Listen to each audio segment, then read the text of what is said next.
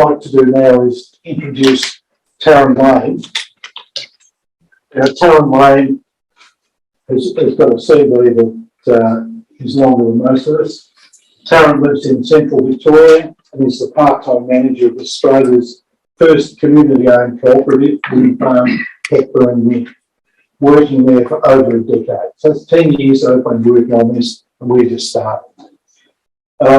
The wind farm has pioneered the community energy movement in Australia and has been recognised with national and global awards for its unique approach.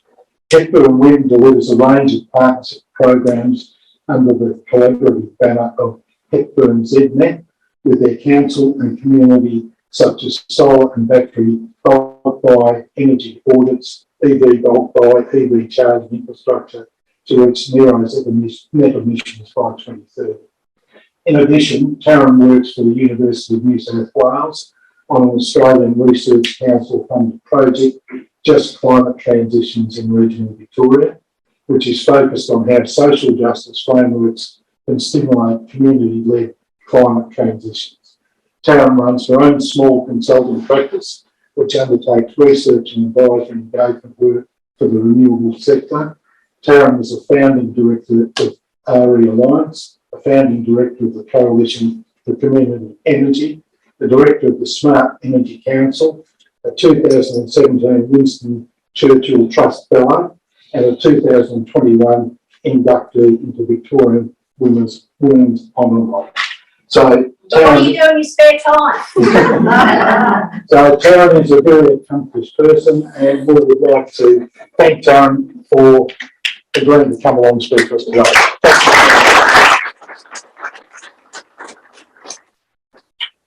Thanks so much, everyone. Can everyone hear me okay? Great. Okay. And yeah, I mean, I also just want to acknowledge it's been really cool to work on this project, particularly with Nina and Ralph, and acknowledge all the work that the group has already done. It's sort of the activity of a group that's been operating for 5 or 6 years, not for a group that's only been operating for a couple of years, and the strategic thinking that's been going on. So there's a lot of sort of bigger projects and smaller projects that you guys have been considering. And again, even without a roadmap, there's been that kind of strategic thinking. So yeah, it's been a cool one to be involved in. Great. So the purpose of the roadmap, as Ralph touched on, is really to meet those core objectives of the group. And I just wanted to firstly kind of break apart what we mean by energy and what we mean by the broader kind of emissions spectrum. So when we talk about energy, we firstly talk about electricity, heat, which can include gas and wood. We can also include transport within the energy kind of spectrum.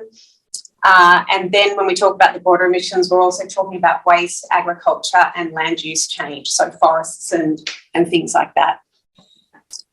In regards to the community, as Ralph highlighted, we're talking about the geographic area, but this also includes people, you know, who have weekend properties, who come here to work and come here to sort of use the facilities of Flinders. And so my role with the group was spending a few days to write up all of the really good inputs that they had gathered from you guys, but also with Repower Mornington Peninsula, with the council, with the local network distributors. There was lots of really good inputs for me to kind of be able to synthesise and write up on their behalf. Just a couple of points about our community up in Hepburnshire, because you know there's lots of communities like ours that are embarking on this kind of journey, and you know we've been doing it for a long time. But just because we have a bigger project doesn't mean that we're not doing all the small stuff as well. So we're doing all the same kinds of programs and projects that you guys are talking about here as well. So our two turbines are called Gale and Gusto. 11-year-old schoolgirl Neve named them back in 2011 when we ran a naming competition. And, you know, we're 100% owned and operated by the community. So, you know, all the staff are cooperative members, all the board are, a lot of our suppliers are. We have over 2,000 cooperative members. I've been with the co-op for going on 14 years now, and we've been generating for 11. And we're very proudly an all-woman run wind farm, and the community, the local community, is invested just under $10 million to build the infrastructure. And when our turbines were built, we were the first, and we're still the only example in Australia of an operating net zero energy town. So we generate enough electricity to meet our local energy needs. So we're working on a number of kind of on-site projects up at the wind farm, but then also off-site projects. So in regards to on-site, we just passed planning permit to add a solar farm, but also a battery storage facility up at the wind farm site. Back in 2019, we set our zero net emissions target, just like you guys, exactly the same target. It's science derived, it's 2030 for zero net emissions, and we've been implementing ever since. We've seen in the past 4 years over $5 million of community spend in our shire of 15,000 people, really tiny population. And that's just by providing programs that enable people to, take control of their home energy use and broader things out in the community. So just some pictures of some of the things that we're doing, and, they're very similar to what the group here is talking about as well. So, things like bulk buys. We've done electric vehicle bulk buy. We've investigated community batteries. We have our new website, like you guys will have soon. Energy audits. We've done an agriculture, a farming guide for how farms can reach net zero. So lots of similar overlaps. Great. So as I mentioned, I spent a few days compiling all of the data that the group had. And, one of the key pieces of data is from Repower Mornington Peninsula, and that they have essentially a model where you can input electricity usage on a postcode level, and then that generates, what's actually happening in your postcode level. And just to be clear about this dashboard, it only represents electricity, so it doesn't include gas, wood or transportation at the moment. And probably some key things, which I'm sure you guys will all know, is you've got a population of just over 1,000, and you've got around the same dwellings. So you've got, really high weekender-based properties, and quite low population for the number of houses, very much the same as where I live as well. You've got around 300 installations, so, just under 30%, which is fantastic and very much in alignment with the state average.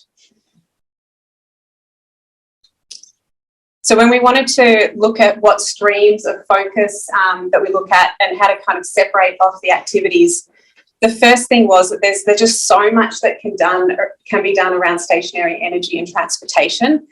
So electricity, getting off gas, transitioning wood, and looking at transport. So electric vehicle, charging stations, e-bikes, programs like that. So that's really the sort of low-hanging fruit and the immediate need, and where there's all the kind of opportunities coming out of state and federal government. And then the second stream is the harder stuff, where there might need to be more data and more support, and where, there needs to be more partnerships to kind of get these things activated. So those other sectors are agriculture, waste and wastewater, and land use. So out of those two streams, and really focusing on that first stream, we looked at 4 key focus areas. So the first is using less energy. So what can be done at home in regards to energy efficiency. The second is energy on site. So, what can be done at home or community buildings or local businesses in regards to solar and battery on rooftops. And the third is around fuel switching. And then the fourth is around generating nearby. And probably some things to kind of point out is, again, when I touched on, the level of activity that's already happening in the Shire, there's already some pretty good programs that are coming out, whether the council's doing them, whether Repower Mornington Peninsula is doing them. And there's a collaboration that's happening across, the whole kind of area, which is very supportive and has a lot of opportunity to kind of help you participate. Where we've had a lot of success in our communities, where you make it as easy as possible for people to get trusted information, and where it's all very clear and they know they're not kind of having sort of shady salesmen and different people coming over and trying to, sell them equipment and things like that. So just in regards to the using less energy, the first focus area, There is the energy efficiency program, which is coming out from Repower. There's opportunity to do demand management and education. So that's where you might have some software devices and hardware devices at your switchboard where you can do, you can turn off things when you're not at home or control when things come on. And looking at finance options for energy efficiency. Not everyone has the opportunity to sort of have cash at hand in order to make these changes. Not everyone can redraw from their home mortgage, for example. So, there's opportunities to look at what subsidies are available, but also what financing options are available. Then in regards to energy on site, obviously solar PV and battery for homes, for commercial buildings and for community buildings are the kind of obvious ones, and there is already a lot of action in that area. But also there's currently a program with United Energy looking at backup power sites across the Shire, but also, all network operators are doing this across the state at the moment because of the bushfires, because of the recent storms and flooding. There's a couple of sites also in our Shire. The community battery program, which Chris will be chatting about, and also the opportunities in the future for a solar farm or a microgrid.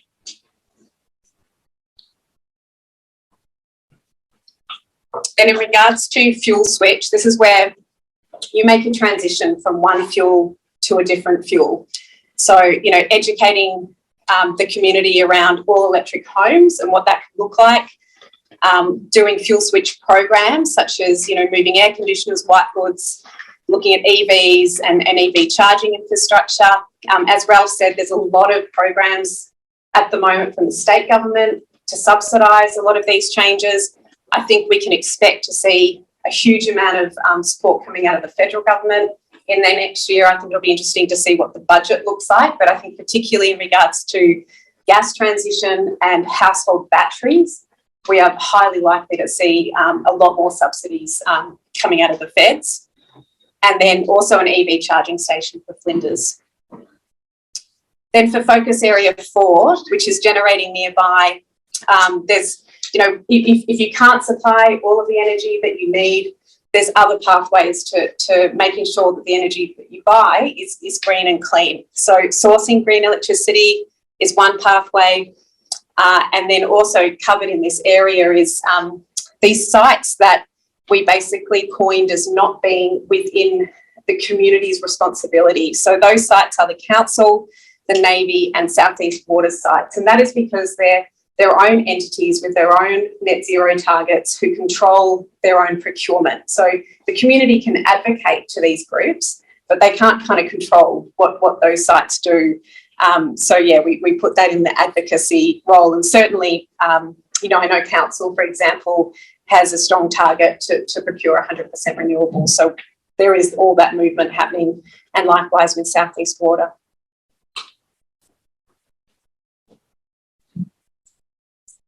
So some of the key points to sort of pull out is that when you just look at that community responsibility area, so not including the Navy and Council and South East Water, there's a need to generate at the moment an additional, approximately 9,000 megawatt hours to meet the target.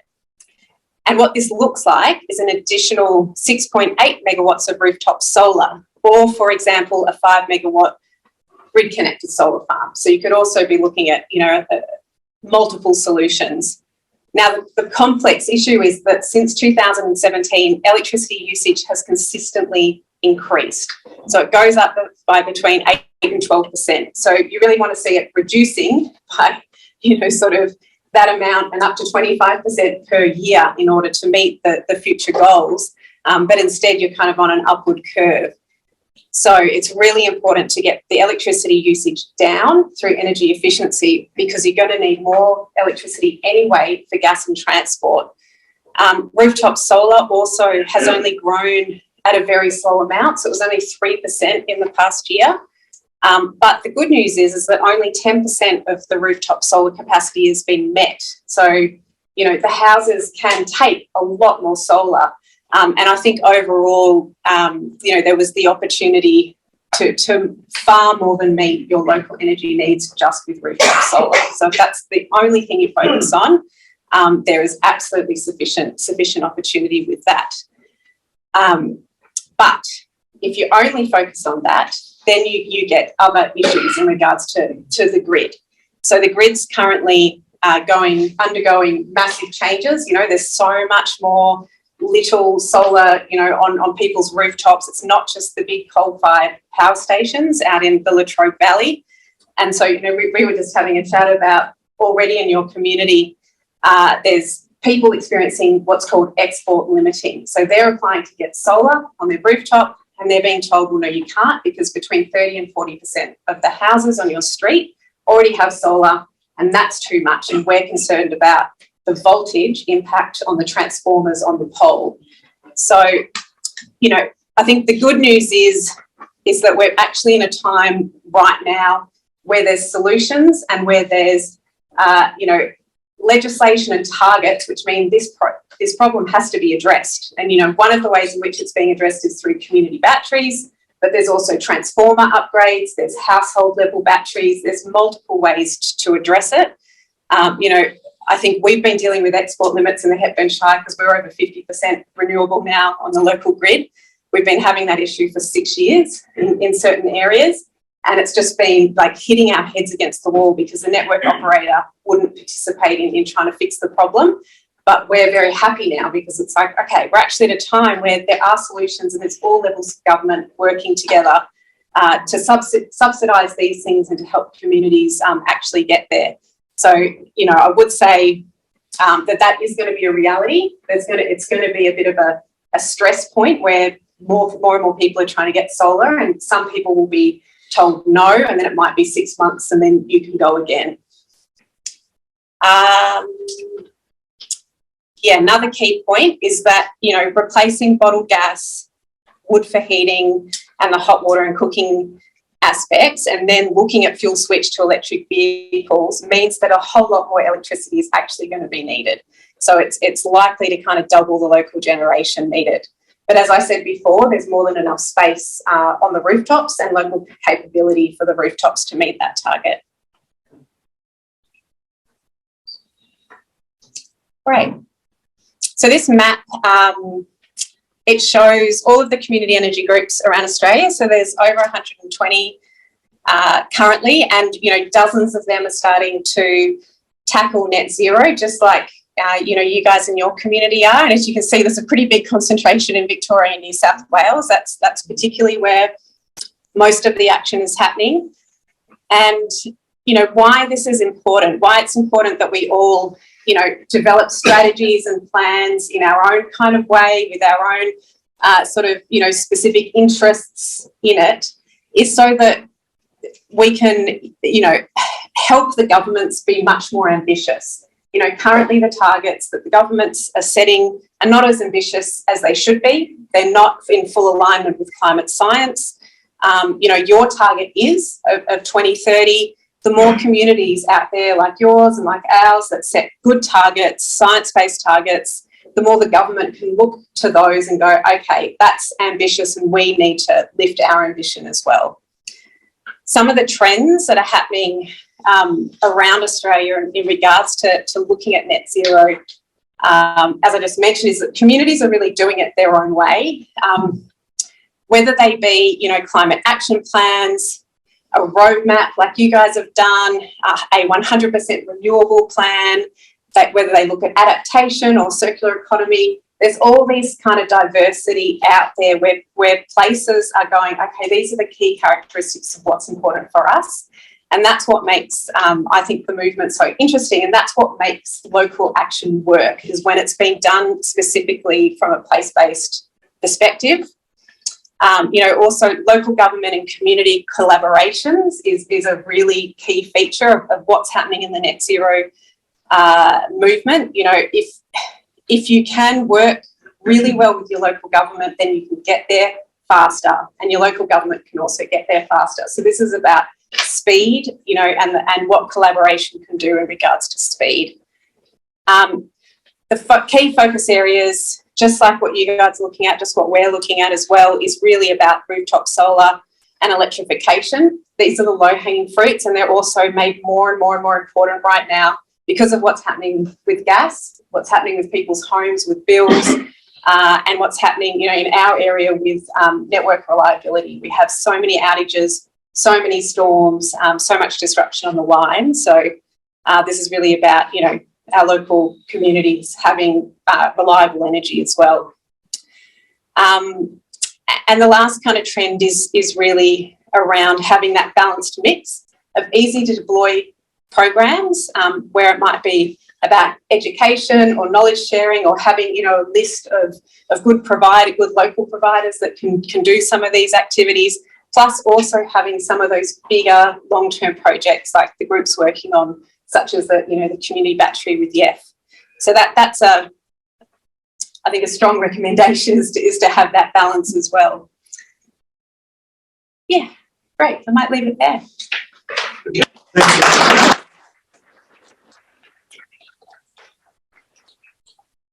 Some very interesting stuff happening there, both in Hepburn and what we've prepared for our own roadmap for Flinders.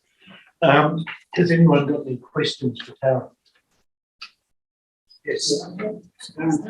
Net zero, how's it defined, how's it measured and certified? Yes, so net zero, and it depends on whether you're talking about energy or emissions, but let's just talk about emissions. So it's about, having enough local, generation or offsets or whatever it is in order to meet the approximate match of emissions that are released. So, for example, with our wind farm, it generates approximately enough power for 2,200 homes. From where we are, from the wind farm through Dalesford and Hepburn Springs is about 1,800 homes. So we cover the local energy needs. Now, that doesn't mean necessarily that everybody's purchasing our electricity, but we generate more than enough for the local energy. So it's about coverage in that regard. Yeah, and then depending on how kind of sophisticated your model is, that depends on how you track and evaluate the progress. Yeah. So it's not a certified. No, it's not certified. Yeah. You had a capital projects for additional solar and batteries. Where does that take you then? If you're already net zero. So that was our original target, was zero net energy for our town, but we want zero net emissions for our shire. So yeah, it's a lot bigger. So our shire is now at 50% local energy, and we with the solar farm it'll take us to 75%. So it's net zero for the town, not the shire. Yeah, that's correct. Yeah. Could you say something about the idea of community solar generation rather than individual households? Is that very common? To date, the most kind of common models have been quite small scale. So they've been projects like on the roof of a bowling club, for example, or a local brewery, where the community might invest, but the site where it's located is the one that uses the energy. So that's been the most common model to date. But what we are going to see more and more of is a model that's called the solar bank or the solar garden model. And that's where people buy essentially a subscription into a solar farm, and the solar farm might service between sort of 300 to, let's say, 2,000 homes. And you basically purchase a subscription that gives you, a hypothetical allotment of X solar panels. And then the generation from those solar panels comes off your energy bill. Because wouldn't that overall be economically more viable than everybody having their own little system? Currently, no. And that's because of the subsidies that you get with rooftop solar. So, the state government subsidies have meant that no, there's nothing cheaper than getting rooftop solar at the moment. When you build a project like that, like what you call a mid-scale project, it's not very different cost-wise to develop than a really big project. So there's the economies of scale issue that happens. But yeah, the federal government, like they've got the community batteries subsidy, they also have a subsidy stream for the solar bank model. So they're going to be funding 85 of those across the country. Excuse me. United Energy have a program to install these pole batteries. Yes, in Mornington Peninsula. How will that impact, or how does that integrate with solar power from the town itself? Yeah, sure. And why do we need a community battery if we've got batteries on the poles? Yeah, well, my understanding is they're doing it mainly across, is there any here that they're doing in Flinders? yet. No. They are Yeah. planned. Okay, yeah. So, I mean, look, there's going to need to be lots of different solutions. The United Energy model, my understanding is they're quite small batteries, so they're 40 kilowatt hour batteries, so they're attached to the pole.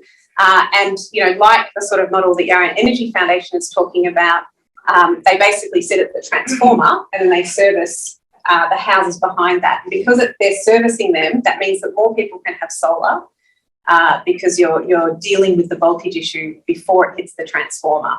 So, you know, I think it's great. If the networks want to build batteries, that's good, you know, and they've got funding to build them. And then, you know, communities can also take actions, households can take action as well. There's going to have to be a lot of different activity happening to get it to net zero. And a lot of poles. Or their existing poles, right? I can't rest this. How do they actually work? They go around the existing pole? I think Chris is he'll touch on it in his talk. Just wait. Okay. The concept that's been put about by the work for from it's a word from forgotten his name, but he's suggesting that it's electric vehicles. So with it? Yep. Oh, yes, yeah, sweet. Good things really with, but he's suggesting, and others are, that EV batteries will be part of the, if you like, the community battery. In other words, the EVs can be used to drag power out, not just to run the car, but to run the household. Yeah. If, Absolutely. Yeah. Like, but I'll explain that because we have a model that integrates EV chargers. but certainly that's something that's going to be very big in the future is bi-directional charging with the electric vehicle, so they can, you know, there's big batteries in electric vehicles. I've got an EV, it's a 30 kilowatt hour Nissan Leaf, you know, and the value of that car compared to, you know, the Tesla equivalent of that battery, like the batteries are actually quite cheap in the cars and they can provide all these other services. So the opportunity to plug them in and have them work as a battery at your house or at your office, you know, I think is a big thing in the future as well. Okay, one more over here. Yeah, just a question just about carbon footprint of the initial product or service, like using turbines. What's the carbon footprint of those producing? Like how many years does it take to offset those? Yeah, absolutely. So it's very well modelled, and our turbines are very old now, so these things improve a lot over time. But for our two turbines, and to give you a bit of an example, ours are our towers are 64 metres tall, and the whole thing, if a blade is upright, is 110 metres tall. New turbines that are being built are 275 metres tall. So ours are, A lot more steel, a lot more.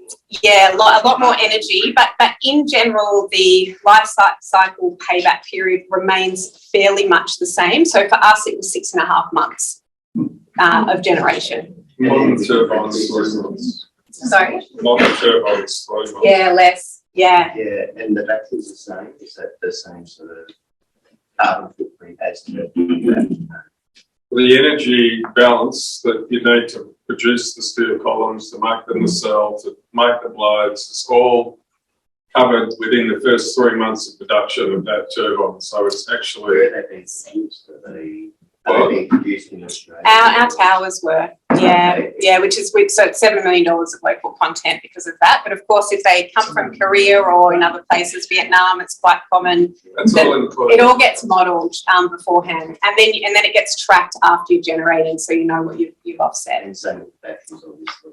Yeah, different batteries have very different carbon profiles. Yeah. Because I suppose like that's the issue. You know, a lot of lithium up. Absolutely. What happens to that later? Yeah. Will it explode? Will it catch supplier. Yeah, that's right. And what is the company and what's their recyclability? Is there a response to that as well? Like, are we set up for something much as? Can address that in a way. I can tell you what we're doing and what's happening in the industry. Yeah, I suppose it just things to consider. Yeah. I think the embodied energy is really important. Yeah. So absolutely, there's a major criteria for selecting a battery manufacturer. And even like ocean generation, like that's Okay, there will be an opportunity to ask more questions later on.